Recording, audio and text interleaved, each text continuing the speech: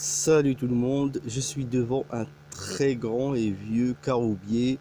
Vous allez constater la grandeur, la taille de l'arbre par rapport à cette vieille chaise métallique. Alors normalement, ce caroubier a été... on a cueilli ces jours-ci ces gousses, mais j'ai remarqué que ils ont laissé quelques trucs, quelques gousses, donc je vais glaner un petit peu. Il doit y avoir quelque chose comme 5 kilos quoi. Il y en a même ici au sol. Ils ont oublié. C'est de belles et grosses gousses avec lesquelles je vais faire de la mélasse.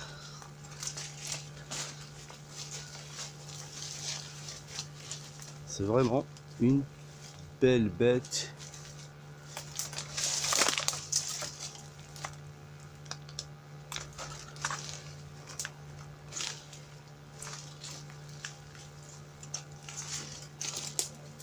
Il y a quelques petites carottes ici hein, que je vais faire tomber avec un bâton.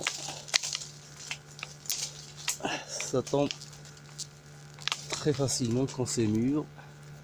Là, elles sont accessibles et je vais les retirer à la main. Voilà, pas mal. Vous avez quelques petits plants de caroube qui ont poussé à partir des graines des gousses. Et là, vous avez d'autres aussi ici. Et puis, vous avez un caprier hein, qui a poussé là. Alors ici, les capriers, ils poussent partout spontanément.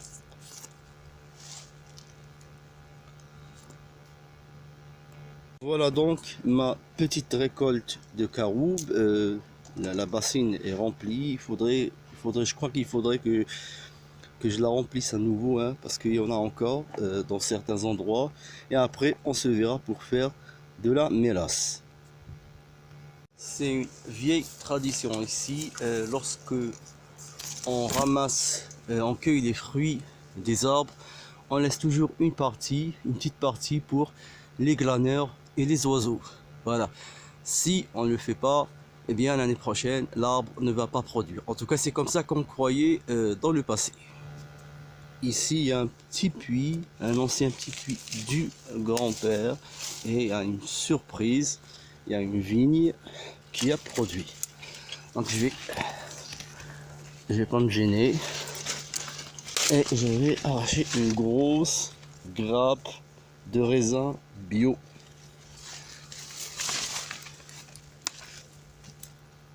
Pendant que je glanais du caroube, je suis tombé sur ce vieux caroubier tout tordu hein, qui a poussé sur un gros rocher hein, énorme et qui l'a fendu en deux carrément. Les racines de l'olivier l'ont fondu en deux là. Vous avez vu cette partie?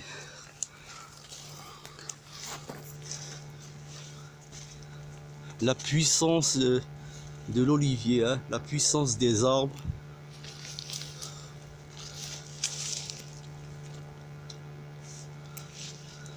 Il est énorme, hein. Il est énorme. Il est vraiment très très beau.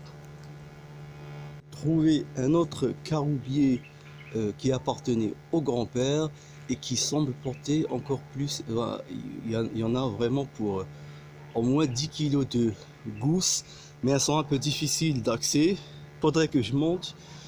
Mon grand-père, en fait, il avait beaucoup de terrain et il avait une petite usine de transformation de caroube dans les années 50. Donc je vous laisse, il faudrait que je monte hein, et là il faudrait que je prenne un sac avec moi.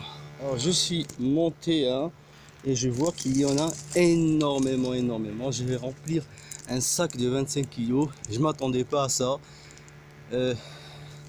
Alors le caroubier est sur un gros rocher, hein, ici les arbres poussaient sur des rochers et en bas il y a quelque chose comme 7 ou 10 mètres.